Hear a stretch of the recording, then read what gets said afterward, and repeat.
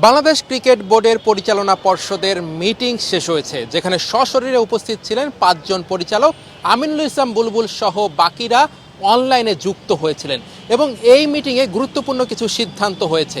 সেই সিদ্ধান্তগুলোর মধ্যে মূল যে সিদ্ধান্তটা ছিল সেটা হলো বিসিবির প্রধান নির্বাচক সিলেক্ট করা।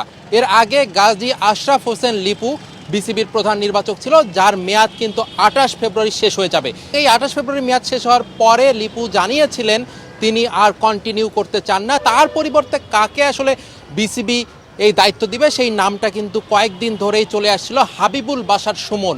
যে হাবিবুল বাশার সুমনকে বিসিবি প্রধান নির্বাচকের দায়িত্ব দিতে যাচ্ছে সেই গুঞ্জনটা কিন্তু অবশেষে সত্যি হয়েছে। বিসিবির যে বোর্ড মিটিং, সেই মিটিংয়ে কিন্তু হাবিবুল বাশার সুমনকে বিসিবির প্রধান নির্বাচক হিসাবে দায়িত্ব দেওয়ার ব্যাপারে সবাই স্বীকৃতি দিয়েছে। এর পাশাপাশি যে বিষয়টা নিয়ে আলোচনা হয়েছে সেটা হচ্ছে বাংলাদেশ নারী দলের একটা বিপিএল আয়োজন করতে চায় বাংলাদেশ ক্রিকেট বোর্ড। 3 দল মিলে খেলবে এই বিপিএল। আরেকটা বিষয় ছিল জাহানারা আলম যে অভিযোগগুলো করেছিল, তার পরিপ্রেক্ষিতে কিন্তু বিসিবি একটা তদন্ত কমিটি গঠন করে। সেই কমিটি কিন্তু জাহানারা আলমের অভিযোগগুলো সত্যতা পেয়েছে। এরপরে বিসিবি কী ধরনের পদক্ষেপ নিবে বা নিতে চায় সেই বিষয়গুলো নিয়েও আলোচনা হয়েছে।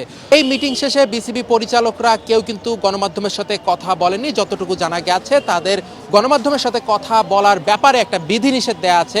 কোনো পরিচালক কোনো গণমাধ্যমের সাথে এই মুহূর্তে কথা বলবে না। বিসিবির এখন থেকে যে আপডেটগুলো আসবে বা বিসিবি যে সিদ্ধান্তগুলো নিবে সেগুলো প্রেস রিলিজের মাধ্যমেই জানিয়ে দেওয়া হবে।